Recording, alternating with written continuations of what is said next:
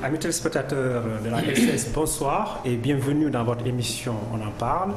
Mars 2012, mars 2015, 3 ans depuis que les Sénégalais ont massivement porté le président Macky Sall au pouvoir.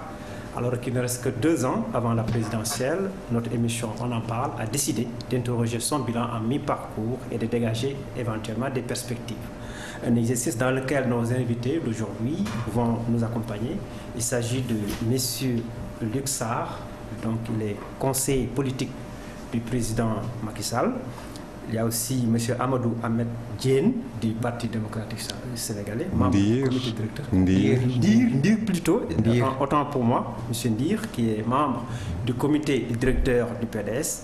Nous avons aussi M. Matar Diagne de l'Union démocratique républicaine, un nouveau parti créé depuis Kaolack, n'est-ce pas, par Mohamed Rajab, et qui est venu spécialement de Kaolack pour participer à cette émission. Nous avons aussi le doyen journaliste Patrick Mbodj, journaliste sociologue, qui a décidé de venir analyser pour nous ce bilan de Macky Sall. Messieurs, merci vraiment d'être venus pour dialoguer avec nous. Ma première question va s'adresser à M. Ahmed Ndir. Amadou Ahmed Ndir. M. Ndir, voilà 3 ans que Macky Sall gère le Sénégal. Comment appréciez-vous ce bilan à mi-parcours? Bonsoir, monsieur. Bonsoir. Vous me permettrez d'abord de saluer M. Mbodj, M. Sarr et M. Diagne, à qui je présente tous mes respects. Saluer également l'ensemble de vos téléspectateurs de ce soir. Je crois que pour une fois, nous serons tous d'accord si nous nous en référons à l'autorité. L'autorité dans ce sujet est bien le président de la République qui a dit le premier lundi du mois de janvier dans une émission Kenkeliba animée par Nafissatou Diouf, je crois, sur la RTS, qui a dit que le Yoonu Yokkouté qu'ils ont appliqué pendant 2 ans présentait des limites objectives. Et que par conséquent, Concrètement, comment on peut expliquer ces limites-là? Comment ça se traduit? Il faut lui demander, lui qui est l'auteur et l'initiateur du Yoonu Yokkouté, qui est venu dire publiquement aux Sénégalais que c'est parce que le Yoonu Yokkouté présentait de réelles limites qu'ils ont adopté le PSE. Il y a de cela quelques jours, en février 2014, M. Amadouba, le ministre Amadouba, disait que l'on pouvait considérer que l'an 0 du plan Sénégal émergent venait de démarrer. Ces constats pour dire quoi? Il l'a dit à l'Assemblée nationale, pour dire qu'en fait, qu'ils ont objectivement fait leur bilan. Si nous venons de démarrer le magistère de monsieur le président de la République, cela équivaut à dire que pendant tous ces 3 ans-là, ils ont erré Est-ce que ça veut dire pour vous qu'ils n'ont rien fait? Ce n'est pas pour moi, c'est Monsieur le Président de la République qui a dit, et les Sénégalais ont constaté qu'ils ont abandonné en cours de route le Yoonu Yokkouté, qu'il n'était pas bon. Et pour vous maintenant, qu'est-ce que vous dites? Cela ne m'amène à rien dire. Je constate, et vous, moi, tout comme l'ensemble des Sénégalais ont constaté que le Yoonu Yokkouté a été abandonné. Donc ils ont fait perdre aux Sénégalais et au Sénégal 2 ans pour rien. Nous reviendrons. Et que c'est en ce moment même où nous parlons que l'an 0 de la gouvernance de Macky Sall vient de démarrer. Donc nous avons perdu 3 ans. 3 ans. Donc, nous reviendrons vers vous, M. Diagne. Vous êtes porte-parole de l'Union démocratique républicaine. Est-ce que vous partagez cette analyse de M. Ndir à propos de l'an 0, c'est-à-dire qu'il n'y aurait rien comme réalisation? Bien, permettez-moi tout d'abord de vous remercier au nom de l'Union démocratique républicaine et au nom de son président, M. Mohamed Rajab, de saluer en même temps les amis qui sont autour de la table. Il s'agit de M. Mbodj, M. Ndir et M. Sarr, de saluer l'ensemble des Sénégalais qui nous suivent actuellement. Je crois que vous avez bien fait de préciser que c'est un bilan à mi-parcours. Tout à fait. Nous sommes juste à 36 mois du mandat du président de la République, c'est-à-dire à mi-mandat. Si c'est un mandat de 5 ans, nous sommes à la moitié du mandat. Si nous allons jusqu'en 2019, nous ne sommes pas encore à la moitié du mandat. Je ne peux pas faire table rase de l'exercice du président de la République, mais cela ne le dédouane pas pour autant. Mais pour vous, concrètement, qu'est-ce qui a été fait? J'en viens. Peut-être de façon succincte aussi. Ne soyez pas pressés. Tout à fait. J'en viens. Concrètement, ce qui a été fait, je peux citer un exemple. Et qui vous a marqué? Je peux citer un exemple. Beaucoup de choses. Au moins, il y a le centre de conférence Abdou Diouf ici à Diamniadio. Mais ce n'est pas suffisant. Là où je veux mettre le doigt, c'est surtout sur les bourses familiales. Les bourses familiales, certes, c'est une bonne initiative. Donc le social. Mais ça comporte quelques problèmes. L'enfant qui est choisi ou la famille qui est choisie pour l'attribuer une bourse, il y a d'autres enfants qui ont les mêmes droits. Qui mériteraient de... Mais je pense qu'ils sont en train de vulgariser, c'est-à-dire que ça va être généralisé. Bon, pas généralisé. Je le souhaite, mais ce sera difficile de le généraliser. C'est ce qu'ils ont dit. Bon, ça sera un peu difficile. Augmenter. Donc il y a là, ce sont mes inquiétudes. Tout à fait. Bon. Y a-t-il autre chose qui vous a vraiment marqué dans la gestion de Macky Sall? Dans la gestion de Macky Sall, il y a la bonne gouvernance. La bonne gouvernance. Il y a la bonne gouvernance. Et ça, c'est salutaire. Et ce sont les Sénégalais qui l'avaient réclamé. C'est ce qui nous a amené aujourd'hui. Faites-vous référence au procès Karim Wade ou bien simplement, parce que Macky quand même nous avait dit 25 ministres, aujourd'hui on en est à 39. Hein. Non, la bonne gouvernance ne se limite pas au procès de Karim Wade ou à la traque des biens supposés mal acquis. Parce qu'on y reviendra dans ce débat-là. Tout à fait. D'accord. Ce que je veux dire par là, le président de la République lui-même, lors du dernier conseil des ministres, si je reprends le texte du communiqué, il a dit « J'engage les ministres à veiller à la réalisation de tel, de tel, de tel et de tel. » Donc, d'accord, très bien, M. Diagne. Mais là, il faut insister davantage. Et il ne l'a pas dit au moment du Conseil des ministres. Et c'est un secteur assez important qui occupe 70% de la population du Sénégal, c'est le secteur de l'agriculture. Le monde rural, dans tous ses aspects, composé de paysans et de pasteurs, au moment où nous parlons, les paysans continuent de réclamer des semences, des intrants, du matériel agricole. Et là, c'est peut-être un aspect qu'il faut revoir du point de vue de l'État. Il faut revoir Et c'est un aspect qu'il faut revoir. D'accord. D'accord. Monsieur Diagne, on reviendra vers vous. Hein. On aura l'occasion de revenir sur tous les aspects de ce bilan-là. Je m'en vais maintenant, me retourne du moins vers M. Sarr. M. Sarr, bonsoir. Vous êtes donc conseiller politique du président. Vous avez entendu ce que M. Ndir a dit. Peut-être qu'il y aurait 0, peut-être qu'il faut démarrer maintenant les choses. Est-ce que c'est votre avis? D'abord, monsieur, je vous remercie fortement de cette invitation-là. Merci. Je salue tous ceux qui sont ici dans une séance de délibération, de discussion, d'échange. M. Ndir, M. Diagne, et particulièrement M. Mbod. Je salue l'ensemble de vos téléspectateurs. Alors, on va commencer par une clarification conceptuelle et analyser un peu le rapport entre le Yoonu Yokkute et le PSA.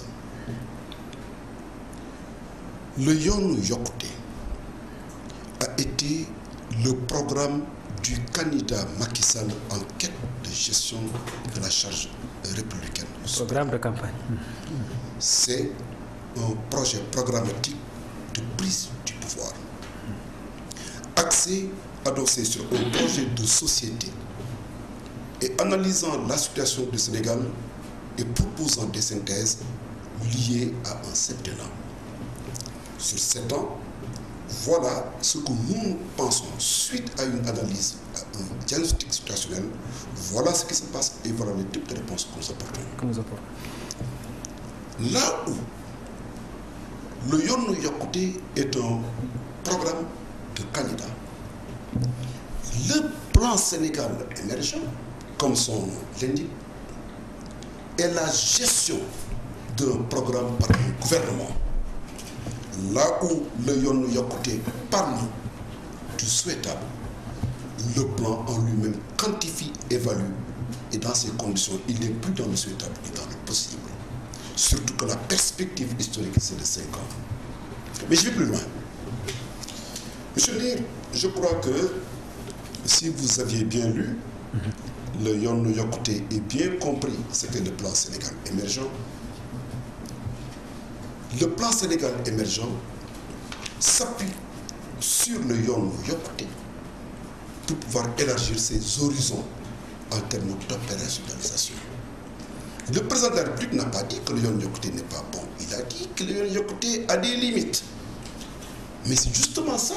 La première des limites, c'est que le Yoonu Yokkute était fondé sur une perspective historique septennale. C'était le septennat. On a compris la réponse. Non, en venir concrètement, le contenu. Pour le PSE, qu'est-ce qui a été fait concrètement? Mais d'accord, mais je dis que, parce que cela aurait été particulièrement intéressant. Vous l'avez expliqué. Non, de vous dire dans le contenu du PSE, les 7 axes et les trépieds que constitue le PSE, rapidement je vous dis. 1. Le Yoonu Yokkute dit qu'il nous faut assurer les bases développantes du développement. C'est important. Transformer l'économie en termes de rendement et de productivité. Garantir la paix et la sécurité, la bonne gouvernance et surtout, c'est extrêmement important, une redistribution qui garantit les acquis sociaux.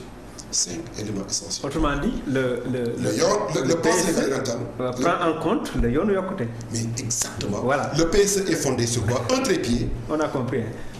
La refonte structurelle de l'économie, monsieur. La bonne gouvernance et une nouvelle redistribution sociale. Il y a des hommes politiques qui disent quand même que vous aurez dû, comme c'est un plan jusqu'en 2035, avoir l'avis de tous les hommes politiques et des secteurs importants de la nation pour faire un plan pareil. Parce que ça va au-delà de la gestion de Macky Sall. Il y a quand même ce reproche-là qui a été fait au PSE. Je peux y aller? Oui, bien sûr. Bien. Moi, je dis que ça peut tenir. Cette vision peut tenir. Mais quand un gouvernement, un État, engage une réflexion, fixe le cap et dégage l'horizon, il y a 2 attitudes possibles. La première, c'est de bien vérifier, de bien gérer la viabilité du projet. Ensuite, procéder à un partage du projet. C'est une démarche. Tout comme on aurait pu inverser la procédure, dire que parce que l'horizon est un horizon particulièrement important, engageant des générations entières, qui est transmandat. Parce que le président de la République, Macky Sall, aujourd'hui, qui fera 2 mandats, je dis bien 2 mandats, donc en 2017, ne peut pas dépasser cette horizon-là. Ceux qui viendront après lui seront tenus d'aller dans le sens dégagé du PCE. Donc moi je pense que c'est une possibilité. Mais je vous dis en termes clairs et devant tous les Sénégalais, le PSE a été partagé avec toutes les parties prenantes de l'attelage gouvernemental et du pouvoir. Tous les éléments de la coalition Benno Bokk Yakaar ont partagé le PSE et l'ont validé. J'en viens merci de patienter. Là, apparemment, le gouvernement a reconnu qu'il y a 67 conventions de financement pour le PCE, mais qui dit convention de financement, il ne dit pas forcément décaissement de l'argent. Est-ce que le PCE comme programme suffit comme bilan pour Macky Sall? Oui, disons, il y a le désirable, l'idéal typique de Max Weber, il y a la réalité du pouvoir. Au fond, le PSE, c'est une synthèse de tout ce qui a été fait pour la lutte contre la pauvreté au Sénégal. C'est la stratégie de croissance accélérée, c'est la DRSP, c'est Sénégal 2035. 2035. Maintenant, il y a la fusion de tout ça. Le génie du président, ça a été de pouvoir fusionner tout ça et d'intégrer son programme de conquête du pouvoir dans une situation réaliste de gestion du pouvoir. C'est 2 niveaux, c'est 2 temps, 2 moments. La bonne volonté est là, l'entre-gens du président est là. On fait le bilan non à mi-parcours parce qu'il n'y aura pas d'élection en 2017 mais en 2019, la présidentielle en tout cas. On ne fait pas un bilan, nous essayons de voir qu'est-ce qui s'est fait depuis 2 ou 3 ans. Je pense que à écouter nos amis des formations politiques, on voit déjà la difficulté de s'entendre sur le plan politique. Le problème est qu'on n'est plus au niveau du politique. Il n'y a pas de dialogue politique. On est au niveau de la gestion d'un État. Et dans la gestion d'un État, comme le veut le président, en tout cas, son souci fondamental, c'est la lutte contre l'exclusion sociale. Et ce qu'il fait, la volonté est là, le besoin s'est fait sentir parce qu'il a quand même fait 3000 sites pendant la campagne de 2008 à 2012, en tout cas pendant sa traversée du désert, disons. Et il a bien compris quelle était la situation. Et son désir, c'est justement de lutter contre ça. La bourse familiale, la CMU, le PSE, sont tous... Les locations. Toutes les mesures annoncées à date sont des mesures sociales. Le problème est qu'en luttant contre l'exclusion sociale, on accentue l'exclusion sociale, comme dit Diagne, parce qu'il y a un choix. Et ce choix, malheureusement, est souvent politique, parce que ce n'est pas seulement le président qui a reconnu. Même la déléguée la déléguée à la solidarité a reconnu qu'il y a eu quelques errements. Bon, mais ça c'est inhérent à ces choses-là. La volonté est là, mais les moyens ne sont pas toujours là, parce que c'est pour répondre concrètement à votre question sur le PSE, sur les décaissements. Mais je crois qu'il ne faudrait pas non plus attendre que Macky Sall nous découvre encore la quadrature du cercle. Il y a des problèmes très profonds qui secouent la société sénégalaise, qui prendront du temps à se régler, que tout le monde devra essayer de régler à son niveau personnel d'abord, parce que je pense que chacun est responsable de sa cellule familiale, de sa base, de la cellule de base, et après on sortira. Le pouvoir essaie de faire 2 ans, c'est beaucoup, 2 ans c'est peu. Malheureusement, les perspectives ne semblent pas très optimistes pour ce qui s'est fait jusqu'à date. Donc, donc on ne parle pas de bilan, on parle de l'activité du gouvernement, le changement de primature, par exemple, démontre qu'il y a une recherche qui se fait encore fébrile, qu'il n'a pas encore trouvé une équipe capable d'exprimer sa volonté. À ce niveau-là, d'ailleurs, je reviens vers M. Ndir, M. Amadou Ahmed Ndir. Je rappelle qu'il est membre du comité directeur du PDS. M. Ndir, 3 gouvernements, une cinquantaine de ministres en 3 ans, un référendum annoncé pour 2016, un gouvernement avec peut-être plus de 30 ministres, beaucoup de ministres d'État, des conseillers. Est-ce que là, on peut continuer à dire que de Kibida faut maquer aussi? Ben, je crois que vous l'avez très bien libellé. Et à l'évidence, l'ensemble de vos téléspectateurs constatent que sur ce point, il peut y avoir unanimité. Maintenant, on y mettra les mots que l'on veut. L'instabilité, vous l'avez souligné, avec 3 premiers ministres. M. Mbodj, et je suis d'accord avec lui, quand il dit qu'il est possible de comparer le PSE à une fusion de ce qu'il y avait ici, de la DRSP, du SNDES et de l'ensemble des documents de travail de base dont le Sénégal disposait. Par contre, là où je ne suis pas d'accord avec lui, c'est ce qu'il appelle le génie. Moi, je l'appellerais plutôt de la malhonnêteté.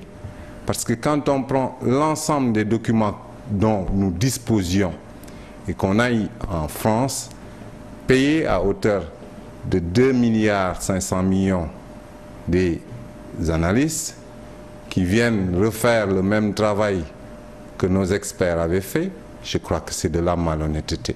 Est-ce qu'il y a pour un résultat continuité de l'État aussi, parce que oui, utiliser tout à fait, monsieur, tout à fait, efficient pour nous. Tout à fait.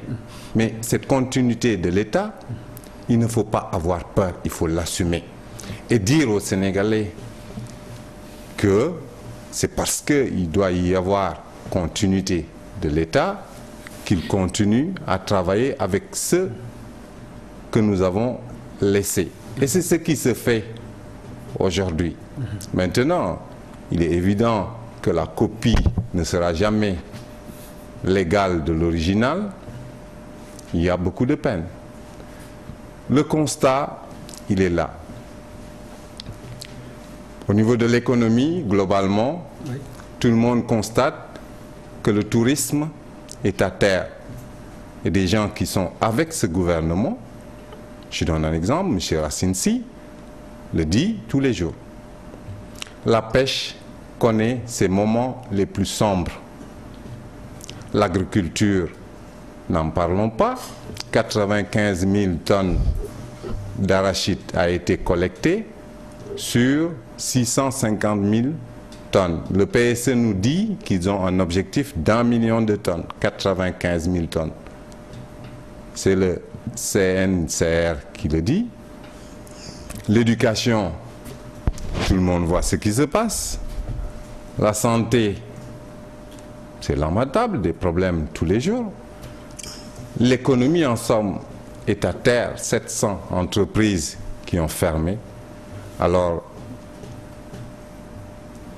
il faut le redire, ils démarrent l'heure en zéro. Ils ont fait perdre aux Sénégalais, et M. Sarr l'a quelque peu dit, il dit que le Yoonu Yokkute était un programme de candidats. Enfin, il ose regarder les Sénégalais en face, leur dire que quand nous sommes venus vous voir, c'était pour vous raconter des histoires. Bon. Voilà. D'accord, M. Ndir, on a compris votre opinion. Maintenant, peut-être se retourner vers M. Diagne, Matar. Là, quand même, sur le plan social, doyen Patou Mbodj l'a dit, il y a eu beaucoup d'initiatives qui ont été prises. On a vu aussi sur le plan des infrastructures et tout. Quand même, est-ce qu'on peut dire que ce gouvernement, quand même, est sur la bonne voie pour pousser le Sénégal vers l'émergence? Oui, on peut quand même espérer que le gouvernement parviendra peut-être à résoudre certains problèmes. Certains seulement. Certains problèmes, oui, parce que un gouvernement, c'est pour une durée bien limitée. Il ne peut pas résoudre tous les problèmes à la fois. C'est pourquoi on dit que l'État, c'est la continuité. Mais que répondez-vous à ceux qui disent, oui, l'équipe de Famaki, etc. Je voudrais... Est-ce seulement des slogans, ou bien ça traduit la réalité, une réalité de mal vivre? J'en viens. Un bilan, on ne peut pas focaliser le bilan sur le PSE. Absolument. Non. Le PSE, si... C'est un aspect. C'est un aspect et n'est pas encore à sa phase active. Le gouvernement est en train de rechercher les moyens pour financer. J'ai entendu même M. Wade dire qu'il va faire une tournée pour vulgariser le PSE. Absolument, c'est programmé. Donc, même les Sénégalais ne sont pas encore appropriés. Dans toutes les régions, hein? Dans toutes les régions, je l'ai entendu dire ça. Absolument. Donc, le PSE n'est pas encore entré dans sa phase active. Mais le bilan en tant que tel doit être centré sur les problèmes quotidiens qui intéressent directement les Sénégalais. Tout à fait. Tels que l'agriculture, le tourisme, la pêche, l'éducation, etc., etc. Et vous pensez que jusqu'ici, les efforts sont insuffisants? Il faut accélérer la cadence. Il faut accélérer absolument. C'est insuffisant. Ça, tout le monde le sait. Même Michel le Président le sait. Parce que je vous ai dit tout à l'heure, le dernier Conseil des ministres, le communiqué, il a incité, exhorté les ministres à veiller à la réalisation de certains problèmes. Tels que. Beaucoup de problèmes sont en latence. Donc il faut régler, voir ce qui se passe au niveau de l'agriculture. Aujourd'hui même, on vient de me signaler que s'il n'y a pas de bons payés, mais il y a des factures impayées. Et le prix dans le marché, actuellement, c'est à 250 francs. Donc les huiliers ne reçoivent plus de graines. Les paysans préfèrent vendre dans le marché à 250 plutôt que de les vendre aux opérateurs privés stockeurs. Ça, c'est un problème. Au niveau des éleveurs, moi, le problème qui m'inquiète le plus, c'est le problème du petit berger Peul, l'enfant qui suit toujours son troupeau. Parce que l'éleveur est à la recherche jusqu'à présent d'un point d'eau et de nourriture pour son bétail. Parce que des efforts ont été faits au niveau de l'élevage aussi par le gouvernement. Les efforts ont été faits, mais ce n'est pas encore suffisant. Le petit berger a droit à l'éducation et à un suivi sanitaire. Donc il faut sédentariser le Peul nomade pour pouvoir prendre en charge cet enfant qui a droit, comme tous les autres enfants, à une éducation. Il y a des conflits souvent entre agriculteurs et éleveurs aussi. Bon, ça, on en a beaucoup parlé, mais on ne trouve pas encore de solution. Bon, donc, le président de la République le sait. Et je crois qu'il s'attellera avec son gouvernement à régler cette situation. D'accord, M. Diagne. Là, je me retourne vers M. Sarr, Luc Sarr, conseiller politique du président. Quand même, M. Sarr, il y a quand même des programmes en dehors du PC. Hein. Il y a le programme d'accélération de la cadence agricole, le PRACAS, le programme de domaine agricole communautaire, le programme d'appui à la promotion de l'emploi des jeunes, et j'en passe. Malgré tout, vous avez quand même promis 500 000 emplois, et je crois que c'est assez énorme. Jusqu'ici, effectivement, il y a quand même un problème à ce niveau-là, au niveau de la demande sociale. Permettez-moi, monsieur, de relever les inexactitudes de M. Kien pour faire poli. C'est moi qui m'ai particulièrement, je serai poli. Je ne parlerai jamais de M. Abdoulaye Wade ou d'un homme politique tout court, en l'associant à malhonnêteté, surtout à la plus haute des institutions de la République. Je ne serai pas dans ce sillage-là. Je n'associe pas la plus haute autorité à la malhonnêteté. Je peux y aller. Faites-moi dire, s'il vous plaît, ce que j'ai dit. Je peux y aller. Vous me faites dire ce que j'ai dit. Je vais y aller. Je te parle. Allez-y. Alors, moi, je crois que nous allons débattre en partant de ce que nous avons trouvé ici au Sénégal. Je vais faire le résumé. Chiffre précis. Quand nous accédions au pouvoir, à la faveur des élections historiques, jamais un président de la République en Afrique occidentale, dans les limites de la démocratie réelle, n'avait été battu avec un score aussi élevé que celui enregistré par M. Abdoulaye Wade. C'est clair, attendez, les Sénégalais avaient jugé. Nous avons trouvé ici un pays avec un taux de croissance d'1,7%. Je sais ce que je dis, hein, 1,7%. Nous l'avons porté aujourd'hui à 4,5%. Oui, c'est à 4,5%. Nous avons trouvé ici, quand nous accédions au pouvoir, une économie exsangue, une agriculture au bord de la faillite. Moins 59%, les baisses de la production arachidière étaient de l'ordre de 59%. Le maïs, 33%, le manioc, 15,8%. Nous avons trouvé ici des dettes dues aux entreprises de l'ordre de 150 milliards. Nous avons trouvé ici au Sénégal, et je dis bien ce qui est très grave, alors qu'en 2006, l'endettement, le service de la dette était globalement de 1022,7 milliards. Au 31 mars 2012, lorsque nous arrivions au pouvoir, la dette était de 2741,6 milliards de francs CFA. Oui, le régime... Attendez, je vais vous montrer. Le régime libéral a été sanctionné. Attendez. Maintenant, nous avons trouvé ça. C'est ça le bilan. Par rapport à ce qu'on a trouvé, qu'est-ce qu'on a fait? Voilà. Aujourd'hui, par rapport à ce service de la dette, rien que le service de la dette publique, de 619,7 milliards, chaque mois, nous, Sénégalais, on paie au titre de cette dette léguée par Abdoulaye Wade de 52 milliards.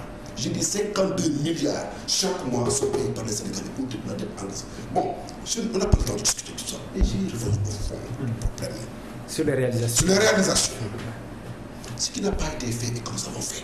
Moi, c'est comme ça que je fais. Oui. Et les Sénégalais jugeront en 2017. Succincte, d'une façon succincte. On a une heure, c'est bientôt fini. Nous avons dit que nous avons mis en place le service des bourses familiales. La procédure de la bourse familiale, politique sociale extraordinaire. Mais le mode de traitement de cette question, en lui-même, ce mode-là, pose problème. Quand nous disons que nous payons, que nous donnons à des familles pauvres, sur la base de 5 critères de pauvreté, unanimement, n'est-ce pas? Une bourse. Nous disons la bourse, donc à hauteur de 100 000 par mois, 300 000 ménages. On nous dit que oui, vous avez un traitement, n'est-ce pas, social de la pauvreté, et le traitement-là aggrave la pauvreté. C'est unique ça. En France, tout le monde a été. En France, tout le monde sait ce qui se passe en France. Même les chômeurs disposent un revenu minimum d'insertion. Le RSA, cette mesure préventive pour gérer la pauvreté. Il n'empêche, en France, il y a aujourd'hui 5,9 millions de pauvres absolus. 310 millions. Attendez, on va discuter. Donc, nous avons fait ça. Nous avons fait quoi? Le revenu annuel d'un paysan entre, je dis bien, entre 1999, à la veille du départ de Diouf, et 2011, le revenu, après avoir payé tout court, en moyenne, sur ces années-là, c'est 75 721. Nous, on donne 100 000. Donc, moi, je crois que ça, c'est extrêmement important. Et ensuite, pour les bourses familiales, il y a 2 critères d'éligibilité pour les bourses sociales. 2 critères d'éligibilité. Je vais vite, je vais très vite, pour ne pas utiliser la parole, parce qu'il y a beaucoup de choses qu'il a dites qui ne sont pas exactes. Donc, premier élément, au niveau de ces bourses-là, c'est l'école. Mais quand même, c'est extraordinaire. Quand nous venions au pouvoir, l'école était au bord de l'année blanche. Oui, avec les grèves. Abdou Tidiane Badji, son nom, le ministre de l'époque, disait carrément, nous n'y pouvons rien, nous allons droit vers l'année blanche. Nous avons redressé, nous avons créé les conditions de l'apaisement. Rien que pour stabiliser l'école, rien que pour stabiliser directement le monde paysan, 34,8 milliards, rien que pour les inondations, plan d'urgence de 106 milliards, nous avons créé les bourses familiales, le PRAGAS, c'est important. Le PRODAC, c'est extrêmement important. La gratuité des soins pour les enfants de 0 à 5 ans. Nous avons créé les conditions de facilitation au niveau de l'hémodialyse. Nous avons fait quoi? Nous avons... Non, on ne peut pas tout citer. On ne peut pas tout citer. On en vient au doyen Pathé. J'en reviens à vous tout à l'heure. Juste, on a vu, doyen Pathé Mbodj, qu'effectivement, Macky Sall annonce un référendum, même pour 2016. Mais dans ce référendum, il n'y a qu'un seul point qui a été éclairci, c'est celui relatif à la réduction éventuellement du mandat du président. Mais les autres points, quand même, ne sont pas éclaircis. Non, c'est pas ça. C'est pas ça. Donc, dites-nous ce que c'est. C'est pas ça. Dites-nous ce que c'est. C'est-à-dire, le problème du mandat est un point du référendum. C'est ce que j'ai dit. Qui va être proposé. Mais quels sont les autres points? Les autres, vous aviez parlé tout à l'heure des institutions de la République. Tout à fait. La réforme Mbow. Oui. C'est la réforme Mbow qui va être soumise à référendum. Oui, mais tous les points ou bien il y a des points choisis? À peu près tous les points. C'est pour ça que je trouve superfétatoire d'ailleurs le référendum sur la durée du mandat. Parce que la réforme des assises... Qu'est-ce qu'il aurait fallu faire? Alors, on prend la réforme Mbou qui contient en même temps une nouvelle constitution et on règle le problème de la durée du mandat. Dans la réforme Mbou, la durée du mandat est de 5 ans. Renouvelable une seule fois. Parce qu'au fond, on ne comprend pas très bien ce que c'est que cette consultation qui tournerait uniquement autour du mandat, parce que le mandat, il est déjà réglé, il est de 7 ans. Maintenant, oui, mais Macky avait dit qu'il allait réduire à 5 ans. Non, ça c'est un programme, c'est comme le Yonou Yokouté. C'était une promesse de campagne. Voilà. C'était une promesse de campagne.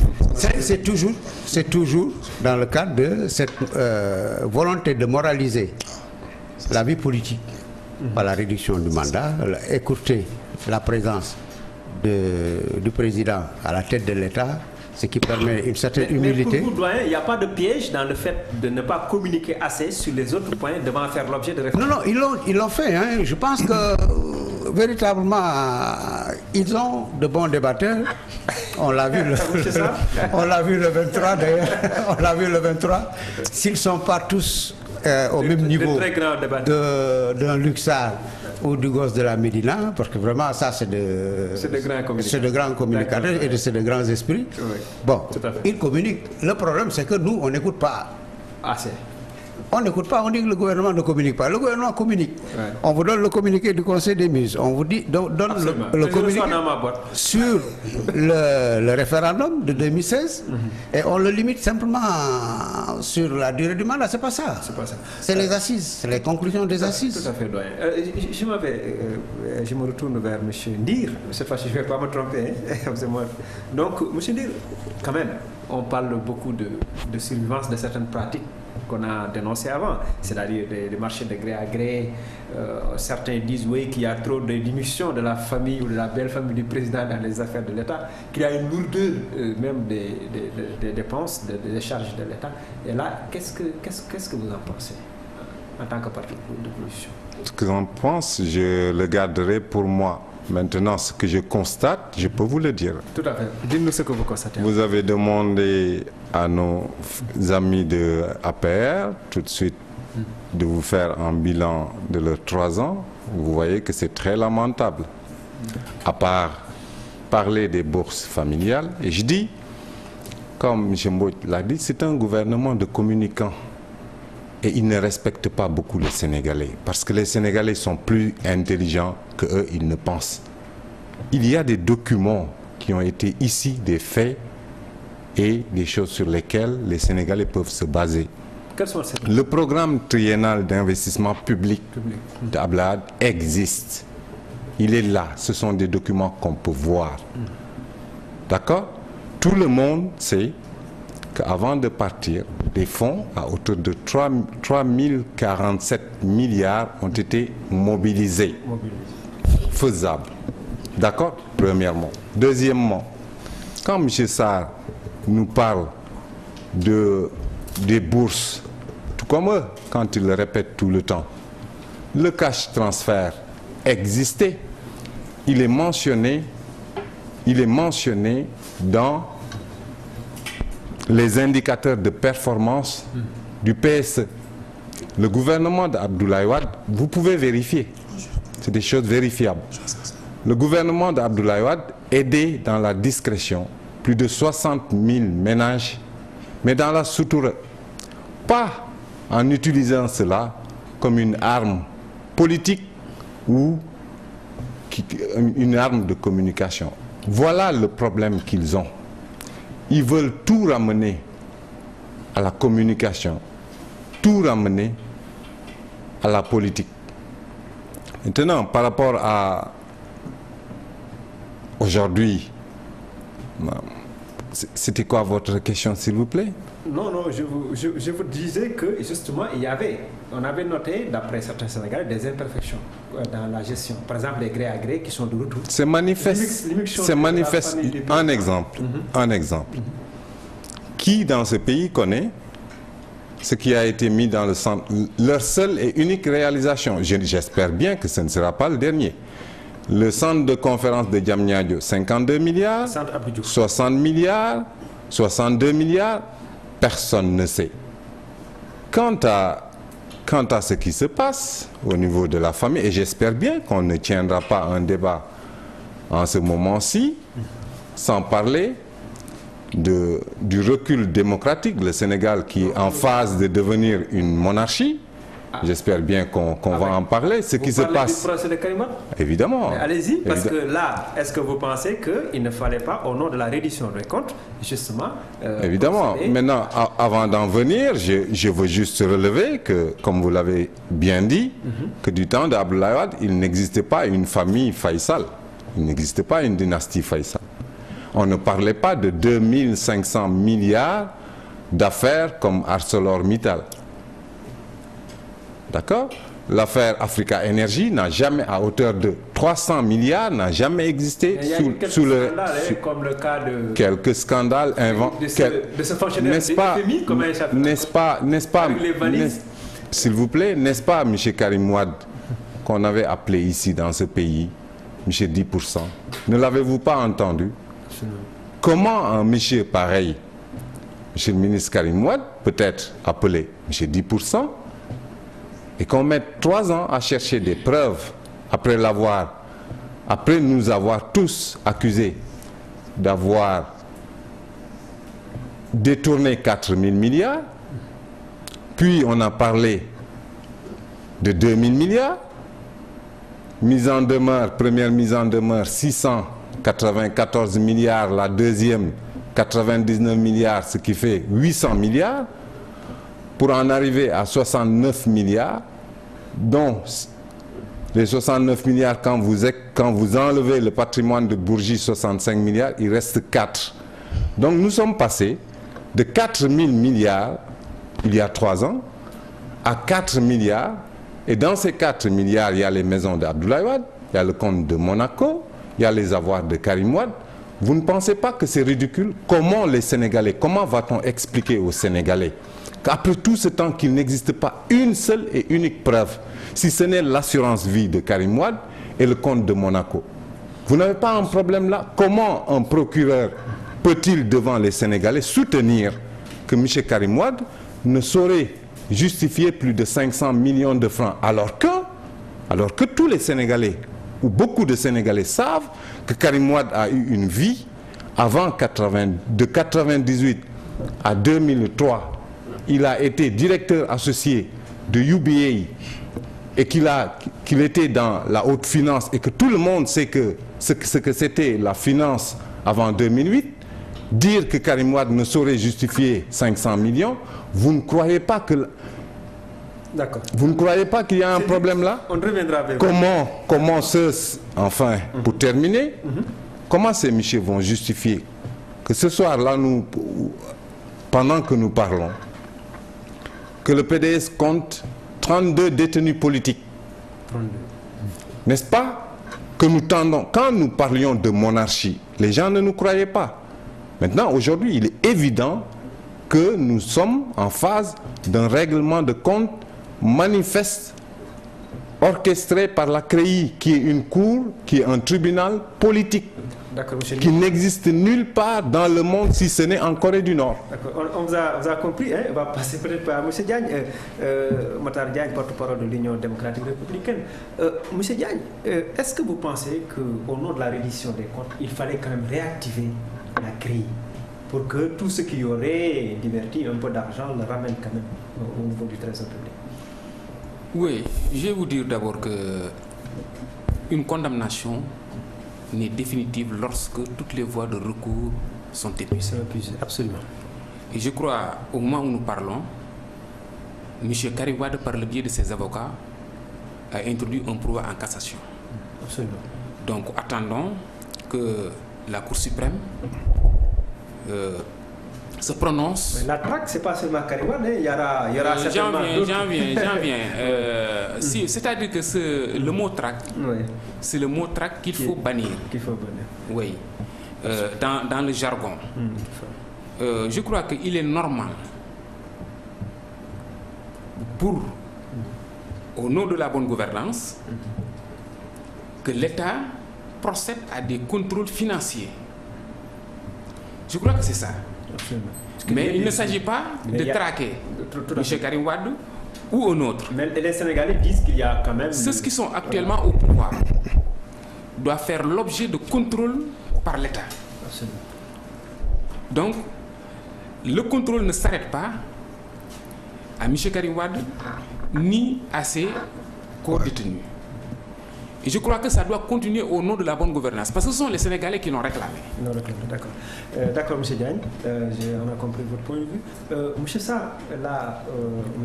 Dir a abordé beaucoup d'aspects, certainement sur lesquels vous voulez répondre rapidement. Mais moi, j'aurais aimé vous poser quand même une question sur le débat sur la CREI, cette fameuse CREI, qualifiée de monstre juridique, mise en place par Abdou Diouf et délaissée tout de suite en 1981.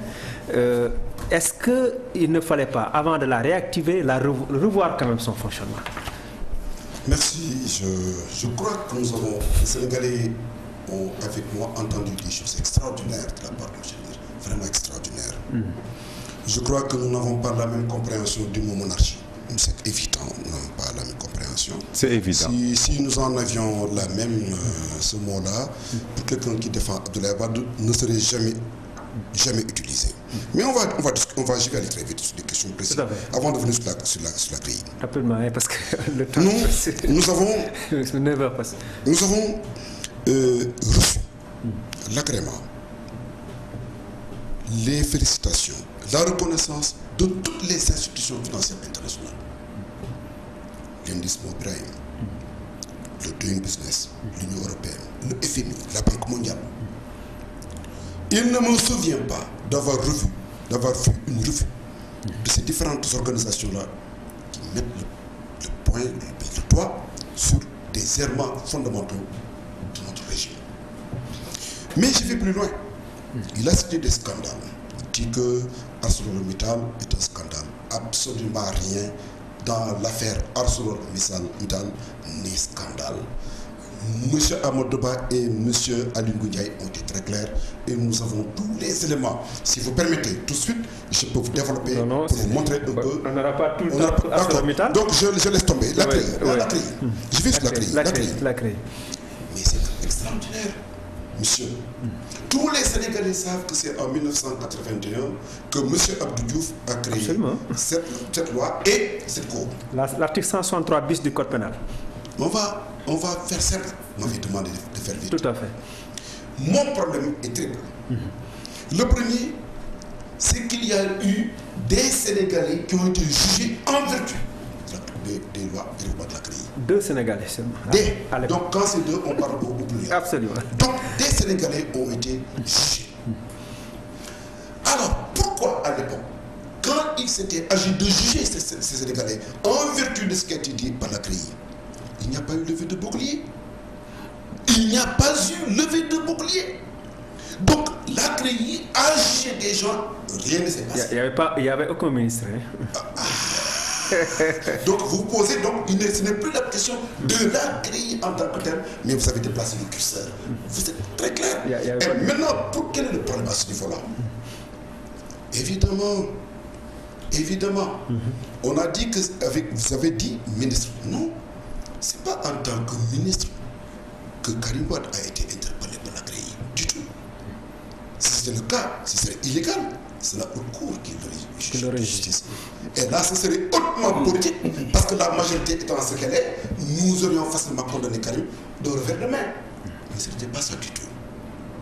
Et le fait aujourd'hui, dans le discours de M. Dir, qui est frappant et qui est grave pour un intellectuel et pour un Sénégalais, c'est quoi? Il a donné son point. Non, je dis, le fait de banaliser le milliard, 1,2 milliard à quelqu'un, je dis aux Sénégalais, à quelqu'un à qui vous payez 100 000 francs par mois, pendant 1000 ans, 1000 années, ça fait 1,2 milliard. Alors, si on dit de quelqu'un qui a volé des milliards, des milliards. Même de lui, on avait dit 4 000 milliards qui ont. Sans aucune preuve. Qui ont. Donc c'est les politiciens, oui, Amada Sokho a dit, mais je n'ai pas dit ça. Moi j'ai dit, je ne discute pas, je ne commande pas les décisions de justice. Il m'a poussé à le faire, c'est une faute de ma part, d'ailleurs je le regrette. Mais ce qui est extrêmement important, et d'autres comprendront, c'est que simplement, il faut clarifier des choses. Et je finis pour ne pas abuser comme tout le temps. Tout à fait. Alors maintenant, il y a ce qu'on appelle les détenus de droite, etc. 35, il a dit. 32. 32. Quel détenu politique? 32 des gens ce qui incendient des bus. Attendez. Maître Amadou Sall. Non, ça c'est quelque chose. Hein. Non, attendez, vous ne mêlez pas les choses. Je respecte et j'aime bien Maître Amadou Sall. 32 prisonniers politiques ce soir. Je vous en prie, monsieur le dire. J'aime bien Maître Amadou Sall.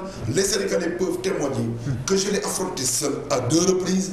Je le connais trop bien, il me connaît trop bien. Non, je le respecte trop. Je ne discute pas, monsieur le dire, toutes ces questions-là. Mais moi, je pense que ce qui est extrêmement important, c'est que des gens qui incendient des bus, des gens qui foulent au pied le droit et qui se lancent dans des actes répréhensibles et condamnés par la loi. Mais sous la loi, il n'y a rien du tout. Okay. Il n'y a rien de politique. Comment faire de la politique? Un parti. Merci, M. Sarr. Merci beaucoup à tout cas.